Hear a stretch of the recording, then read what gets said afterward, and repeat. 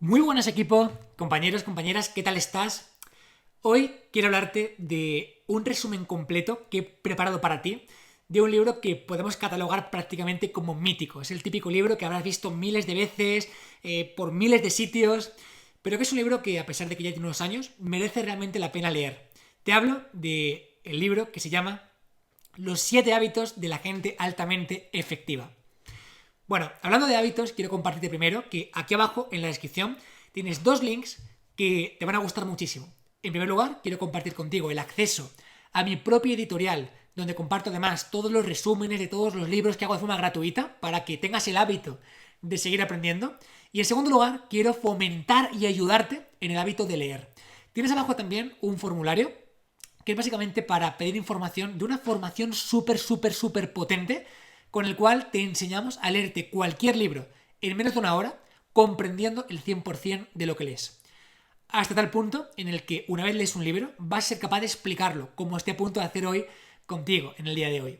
Además, en esta formación vas a aprender a mejorar tu foco, tu concentración, a aprender, a tomar notas, apuntes, seleccionar la información. Es una brutalidad. Pero, te aviso, no es una formación para todo el mundo. Es por eso que tienes que rellenar un formulario, hablar con mi equipo y vamos a conocerte un poquito, podrás preguntar cualquier duda que tengas y te conocemos un poquito mejor. Y a partir de ahí, pues te diremos si puedes entrar o no. ¿Por qué? Porque es una formación fuerte, intensa, te lleva el cerebro a otro nivel. Ten en cuenta que al final, para conseguir este objetivo, leerte un libro al día, leer un libro menos de una hora, hay que romper muchas cosas mentales y eso es un trabajo intenso, fuerte y evidentemente que te va a requerir cierta exigencia. Así que, si no eres capaz de hablar con mi equipo 5 minutos, ni mucho menos eres capaz de estar 3 días de forma intensiva con la exigencia que eso implica. Pero la promesa es para toda la vida. Leerte un libro menos de una hora comprendiendo el 100% de ese libro. Ok, hablando de hábitos, y ahora que te he contado cómo puedo ayudarte a potenciar ese hábito de lectura y a leer mucho más, quiero hablarte de un libro que, como digo, es muy mítico, es muy típico y que habla de los 7 principales hábitos que tiene la gente que es muy efectiva. Es lo que el autor llama la ética del carácter, es decir, vivir con principios de efectividad, ¿no? Básicamente, el autor lo que habla es que el modo en el que vemos los problemas es el problema. No el problema, sino el modo en el que vemos los problemas, ¿no? Todo el libro hace hincapié en, digamos, un conjunto de hábitos que toda la gente que tiene mucho éxito y la gente que es súper efectiva cumple a rajatabla para poder, digamos, vivir pues en abundancia, consiguiendo sus objetivos, sus resultados y todo eso. Y estos son, digamos, los 7 hábitos principales que quiero transmitirte en el día de hoy. Primero, y para hacerte un resumen global de todo el libro, hay que entender que toda persona sufre, bueno, sufrir es una palabra un poco rara, pasa por un proceso de madurez. Y este proceso de madurez va por los siguientes puntos. Por un lado, tenemos un punto que llamamos de dependencia. Somos dependientes, ¿no? Nos cuidan, alguna persona, somos dependientes. Por otro lado, según vamos cumpliendo años, nos hacemos mayores, nos desarrollamos, llegamos a un punto de independencia. Es decir, yo puedo, a mí déjame que no me tienes que cuidar, yo puedo hacerlo, ¿vale? Pero, según maduramos, llegamos a un punto de interdependencia. Ya no es un me cuidas, ya no es un yo puedo, ya es un nosotros podemos.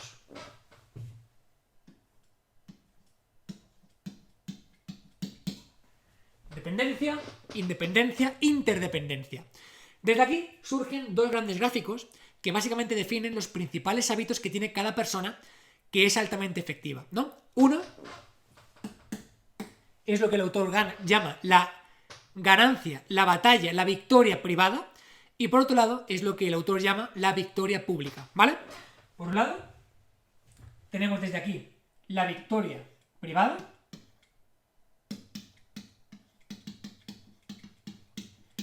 y por otro lado tenemos desde aquí la victoria pública.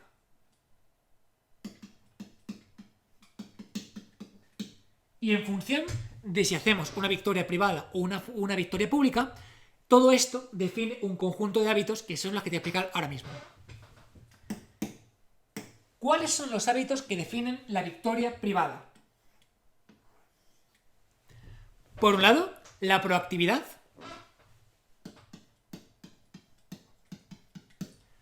Después profundizaremos, tranquilo. Por otro lado, tener un fin en mente, un objetivo, un para qué, un propósito. Y por otro lado, definir primero lo primero. Hacer primero lo primero.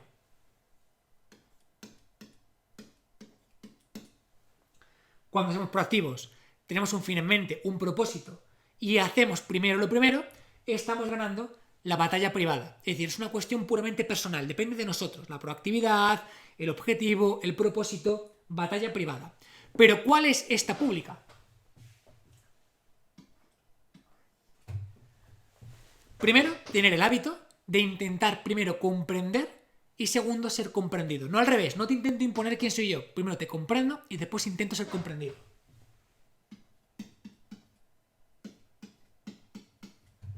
Primero comprender, segundo ser comprendido. En segundo lugar, buscar sinergias, sinergizar. Como digo, victoria pública. Primero comprender, después ser comprendido, sinergizar y por último buscar la ganancia de todas las partes, el win-win. Como veis, hay un proceso evolutivo de soy dependiente, yo puedo, jaja, soy dependiente, tú me cuidas, independiente, yo puedo, interdependiente, nosotros. Este punto es la victoria privada. Ser proactivo, tener un propósito, un fin en mente, saber priorizar, eso es personal, eso es privado. Pero la pública consiste en intentar comprender primero y después ser comprendido, sinergizar y hacer un ganar-ganar. Y de todos estos hábitos, hay un hábito extra,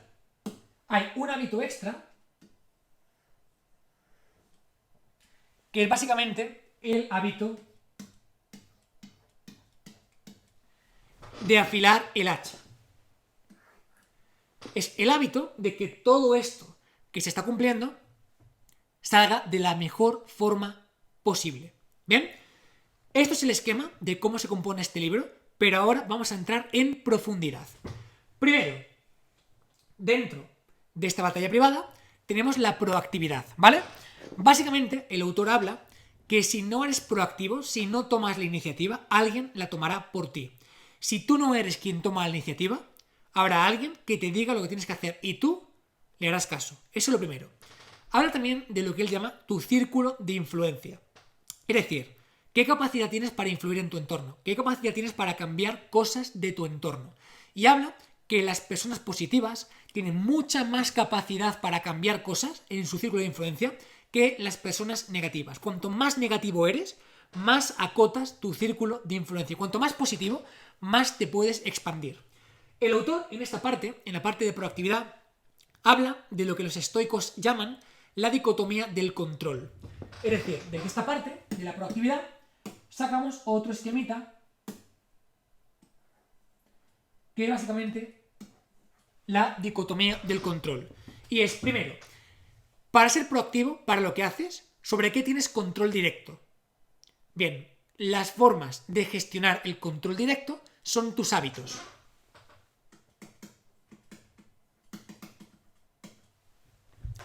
Bien, sobre todo lo que haces, ¿sobre qué forma tienes un control indirecto? Por ejemplo, con la influencia en las personas. Influenciando. Y por otro lado, ¿sobre qué no tienes control? De ninguna forma. Acepta. No busques frustrarte, acepta. Dentro de este punto de proactividad, como digo, nos encontramos con la dicotomía del control, ¿no? Que es básicamente, primero, ¿qué depende de mí? Genero hábitos para modificar lo que depende de mí. ¿Qué no depende de mí? Bueno, no puedo de forma directa, pero sí de forma indirecta. ¿Cómo? Mejorando mi influencia. Relaciones sociales, persuasión, ayudar a la gente, reciprocidad. ¿Qué no puedo hacer de ninguna forma? ¿Qué se escapa de mi control? Bueno, pues no puedo hacer nada. No tiene sentido ni que llore, ni que me frustre, lo acepto. Y esto es lo que tiene que ver con la parte de proactividad, ¿vale? Segundo punto, tener un fin en mente, tener un para qué, estar presente, ¿vale? El autor habla de un libro muy potente, que es básicamente El Círculo Dorado de Simon Sinek, y habla de que todo empieza con el por qué. La gente se centra en los qué hacer. Tengo que hacer, madre mía, esto y lo otro, y estamos en la trampa de la actividad. Pero quizá lo importante no es el qué. Lo lo importante es por qué lo haces. Porque cuando tienes un por qué aparecen los cómo, y cuando están los cómo aparecen sucesivamente los qués. Entonces, esa es la cuestión. Entonces, primero es por qué lo estoy haciendo, qué es lo que busco, ¿no? De hecho, un objetivo muy interesante es el plantearte el 5 veces por qué. Por ejemplo, busco este objetivo, ya, pero ¿por qué? Por esto, ya, pero ¿por qué? Por esto, ya, pero ¿por qué? Por esto, ya, pero ¿por qué? Y vas profundizando en lo que realmente es el motivo principal, lo que realmente es el objetivo principal, ¿vale? Habla de que realmente todo lo que se crea dos veces. Primero, una en tu mente, con tu imaginación, con tu propuesta, con esa visión, con esa visualización. Y por último, se crea de forma física, que es cuando finalmente pues, el proyecto se materializa. Habla también, porque es un libro cargado de desarrollo personal, o sea que aunque sea los 7 hábitos de la gente altamente efectiva, realmente es un libro de desarrollo personal, que lo importante no es el nivel del problema al que te expones, lo importante es el nivel de crecimiento que tienes respecto al problema al que te expones. Es decir, si tú por ejemplo tienes un problema de nivel 3, si tú estás en un nivel 1 de gestión, ese problema es una pirámide, es una montaña, no puedes atenderlo, ¿no? Pero si tienes un problema de nivel 3 y tú estás en un nivel 6, ese problema es súper pequeñito. Ese problema va a ser súper, súper pequeño. Entonces la cuestión no está en intentar talar los problemas, está en crecer por encima de ellos. Y por eso, pues todo el libro de 7 hábitos de la gente altamente efectiva, tiene un componente muy alto de desarrollo personal. ¿Bien? Habla de lo importante que son las decisiones y lo importante que es tomar las decisiones desde tu centro personal. Estamos hablando de que hay que tener ese fin en mente. Estamos hablando de que primero hay que hacerlo primero. Bueno, pues hay que hacerlo desde el centro, ¿no? Y el autor define muy bien lo que es el centro personal de cada uno. Él habla de que tenemos un centro y después este centro se queda estabilizado por diferentes partes. Por un lado, una parte de seguridad, que tiene que ver con tu autoestima. Tiene que ver con, pues básicamente, cuántos fracasos has tenido, cuántas cosas has hecho, cuántas cosas han salido, la seguridad que sientes para hacer algo, para tomar esa decisión. Cuanta más autoestima, cuantos más microéxitos, cuanto más seguridad tienes para hacer algo. Seguridad. En segundo lugar, esta decisión desde el centro va a tener que ver con tu mapa del mundo. Es decir, con tus creencias, con tu educación, lo que has vivido, lo que no.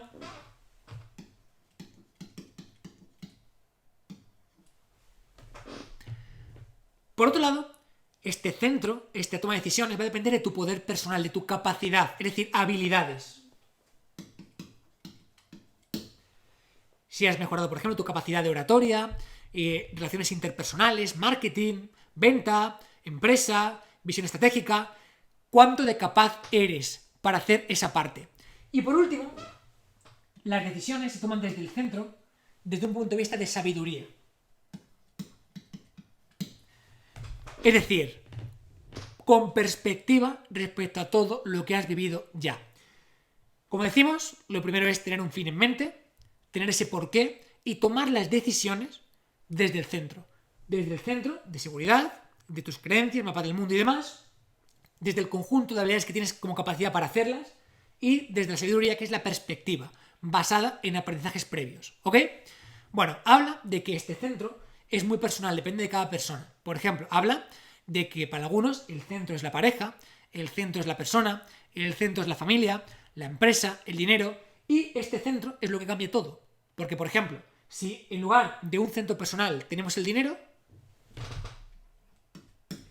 ¿qué ocurriría?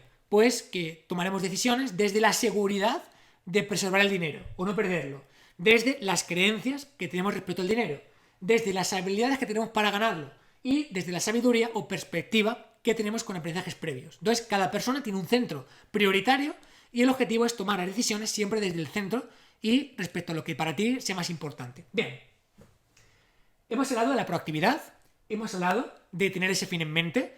Vale, vamos a hablar de primero lo primero. Básicamente, el autor de lo que habla es que hay que atender a la pirámide básica de Maslow, ¿no? La pirámide de Maslow es básicamente pues, una pirámide en la cual lo más básico es la supervivencia.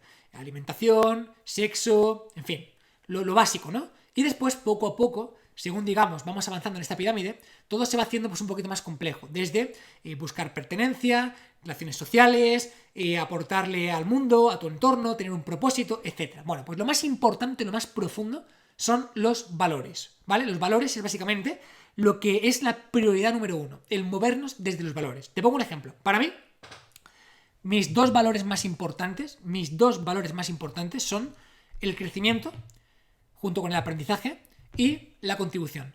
A mí me mueve crecer, me mueve aprender, me mueve aportar. Por eso estoy aquí ahora mismo. ¿Bien? Si yo, por ejemplo, tuviera mucho dinero, mucho dinero, pero no sintiera que crezco, que aprendo o que aporto, pues seguramente sería una mala decisión. ¿Por qué? Porque no estoy cumpliendo lo primero. Es decir, para mí, lo primero, que es crecer y contribuir, no lo estoy cumpliendo. Entonces sería una mala decisión. Entonces habla de qué importante es ser conscientes de qué es lo primero. Y a partir de ahí, que llegue el resto. Cada uno tiene sus valores. Más familiares, más de amigos, de aprendizaje, de crecimiento, de seguridad, de control, yo qué sé. Los valores es lo que son personales, depende de cada persona. Pues lo primero, atender a esos valores. Como digo, para mí, el crecimiento personal y en todos los sentidos, y sentir que aporto, es lo más importante. Habla además dedica una parte súper específica del libro a hablar básicamente de la productividad, literalmente, la productividad. Y habla que hay diferentes generaciones que han ido surgiendo basadas en la productividad. Por un lado, surgieron las, digamos, decadencias, las generaciones, por así decirlo, basadas en el no control de tu persona, y poco a poco fueron transicionando al control personal. Te pongo un ejemplo. Típico, ¿no? La primera generación, basado en agendas, basado en tareas, en priorizar. Y el autor hace básicamente una escala tal que así. Él plantea que primero surgen generaciones de no control, y dentro de estas pues va cada vez más con más control. Por ejemplo, primero, listas de tareas, ¿no? Es como el plan, no controlas nada, te ponen tareas y tú las haces, pero no hay un control personal, no hay una gestión personal. Un poquito más vinculado y acercado al último punto, sería más vinculado en agendas. Es decir, tienes tu agenda y con la agenda pues puedes gestionarte un poquito como tú quieras. En tercer lugar, hablaríamos de priorizar. Priorizas. Y en cuarto lugar, hablaríamos básicamente de la administración personal. Entonces, esto es un continuo desde lo que serían las generaciones del no control de la persona, no gestión de la persona, a lo que sería la gestión personal. Y habla que evidentemente el foco principal tiene que estar aquí. No es una cuestión de cuántas tareas tengas, cuántas agendas tengas, no. Es una cuestión de cómo te gestionas con lo que tienes, cómo lo haces con lo que tienes. De hecho, comparte un mítico gráfico, que creo que el mítico gráfico nace además de este libro, que es algo tal que así. ¿Cómo gestionamos las tareas que tenemos? ¿Cómo gestionamos las cosas que tenemos, no? Pues habla de que puede haber tareas que son urgentes, las cuales pues son una crisis, hay que arreglarlas, hay que solventarlas, vamos con ellos, hay que hacerlo. Hay cosas que no son urgentes, cuyo objetivo básicamente es anticiparnos. Hay cosas que son importantes, que tienes que hacerlo, ya está, tienes que intervenir. Y hay cosas que no son importantes, que sería básicamente pues cosas que te hacen perder el tiempo, ¿no? Bueno, pues él avisa de lo importante que es realmente detectar qué tipo de tarea tienes delante. Es una tarea urgente y no importante, no urgente e importante, y a partir de ahí tomar decisiones. ¿Por qué? Porque si es urgente y es importante, tienes que hacerlo. Si es urgente y no importante, es una distracción. Si es no urgente y es importante, la puedes aplazar o la puedes hacer al momento. Hay que elegir, hay que priorizar. Y en esto se basa básicamente esta parte de gestión personal, que es donde realmente hay que poner el foco. Y avisa específicamente de que uno de los puntos más importantes es saber decir que no, y hay que delegar. Y da algunas claves de cómo delegar, ¿no? Desde la coherencia, desde el equilibrio personal, desde tener flexibilidad para saber adaptarte, atender a los factores humanos por encima de la productividad, el que sea flexible y portátil la toma de decisiones. Bueno, es delegar básicamente. Y dedica un capítulo completo a hablar de las relaciones interpersonales. Habla de que básicamente las personas tenemos una hucha emocional. Entonces, cuando tú tratas bien a alguien, le halagas, le aportas, vas metiendo moneditas, que después, pues cualquier equivocación resta monedas, pero digamos que no deja la hucha cero, que sería, digamos, como romper la amistad, ¿vale? Y habla de algunos puntos clave que hacen falta obligatoriamente para preservar las relaciones interpersonales, como por ejemplo, basarse en la comprensión, en la empatía, en prestar atención, que tus palabras sean adecuadas con esa persona, la correcta gestión de expectativas, que a veces, por ejemplo, las relaciones se rompen porque yo pienso que tú tal y tú que yo tal y al final no hay un punto de unión y las expectativas que tenías no se cumplen. Entonces hay un problema. Ser integrales habla también de lo importante que es la integridad y por último, lo importante es el perdón, el perdón emocional. No el perdón racional, el sí te perdono, no, el te perdono, lo siento y me libero por ello. Habla de todo esto. Ok, continuemos. Hemos visto la batalla privada, ¿vale? Con lo que tiene que ver con nuestra parte personal, pero entramos también en la parte, digamos, pública. Primero comprender, segundo ser comprendido. Es decir, primero prestar atención a la relación interpersonal, prestar atención, comprender, tener buenas palabras, la correcta gestión de expectativas, entender tu historia, entender esa parte. Primero, comprender al otro y después intentar ser comprendido. Punto principal. Segundo punto, win-win. Todos tenemos que ganar con lo que estamos haciendo, ¿vale? Tenemos que ganar con lo que estamos haciendo. Y es algo que no se puede hacer si primero no comprendemos y después somos comprendidos. ¿Cómo favorecemos el win and win y esa parte de comprender primero? Pues trabajar la empatía, no los prejuicios, los juicios, percepciones basadas no en los hechos, sino en las historias que te cuentan otros. Es primero intenta comprender, ¿vale? Cuando hablamos de win-win, hablamos de que en una relación puede haber diferentes variables. Por ejemplo, puede que tú ganes y yo gane, puede que tú ganes y yo pierda, puede que yo pierda y tú ganes, que yo pierda y tú pierdas, o puede que uno gane y otro nada, ¿no? Pues el objetivo es buscar la configuración para que ambas personas ganen. Y ese punto es importante.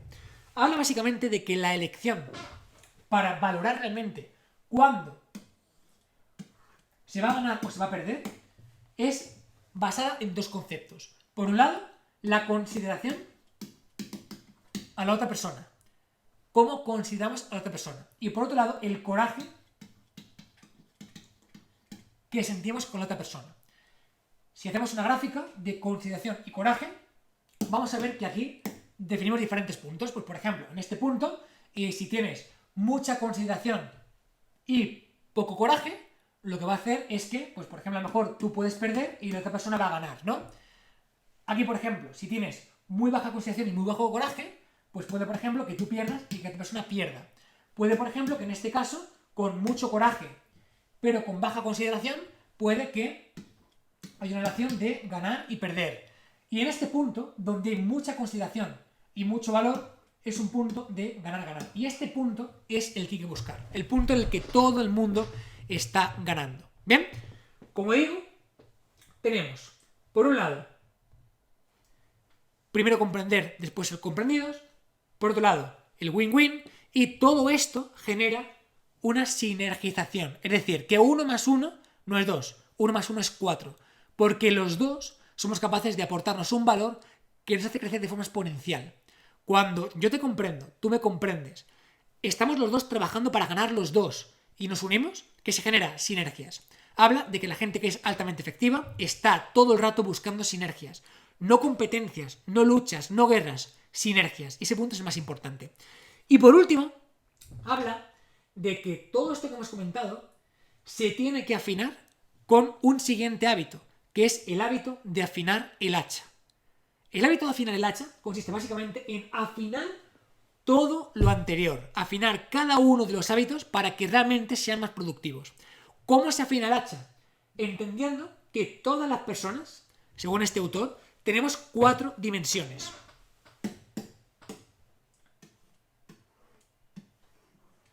Tenemos una dimensión física,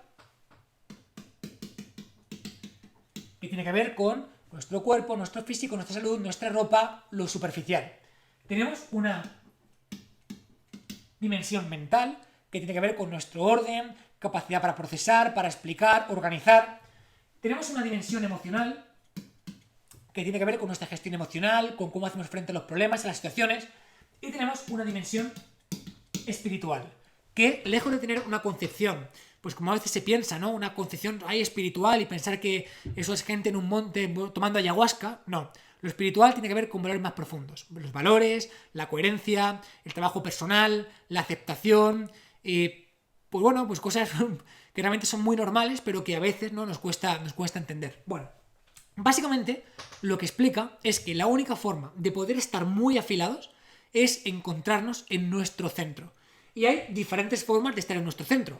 Por ejemplo, podemos estar en un centro estable o en un centro inestable. Es decir, puede, por ejemplo, que tú estés muy bien en general, físicamente, mentalmente, espiritualmente, emocionalmente, pero que cuando ocurre cualquier cosa, te caigas. O puede que estés en un centro estable, que pasan cosas, pero rápidamente vuelves al punto en el que estabas anteriormente, ¿vale? Para mí, esto se puede definir como una especie de metáfora, como un barco. La parte física sería las velas, aquí de pirata, el aparentar, el que se vea la vela pirata, el ego. Bueno, aunque también hay diferentes dimensiones, ¿no? Una dimensión de apariencia, que puede ser, por ejemplo, los lujos, la vestimenta. Una dimensión de más compromiso, como es, por ejemplo, el físico, ¿vale? Más compromiso. Una dimensión más profunda todavía de salud, de sentirte bien, ¿vale? Perfecto. La parte mental tiene que ver con el orden mental. Se sabe muy claramente cuando alguien tiene una mentalidad, una mente ordenada, por cómo se expresa. La gente que tiene la cabeza súper desordenada dice cosas, va de un lado para otro, pero no es concreta. La gente con un buen trabajo mental es concreta, concisa, directa y te enteras. Esa es la cuestión. La parte emocional, cómo gestionas tus emociones. ¿Te pasa cualquier cosa y escalas la emoción y pierdes el control? ¿O estás en tu centro y sabes gestionar esa parte? Y la parte espiritual, que tiene que ver con la parte más profunda, que en este caso sería como el ancla del barco, ¿no? La parte física sería la vela. La parte mental, pues a lo mejor podría ser, por ejemplo, el capitán, que simplemente pues, se encarga de dirigir ese barco. La parte emocional puede ser, por ejemplo, el agua, ¿no? Que te da turbulencias, pero tú te mantienes estable. Y la parte más espiritual sería quizá pues el ancla, ¿no? Que te ancla al suelo. Los valores, la coherencia, el sentirte alineado con tu propósito, tener un motivo para hacerlo, todo eso. ¿Bien?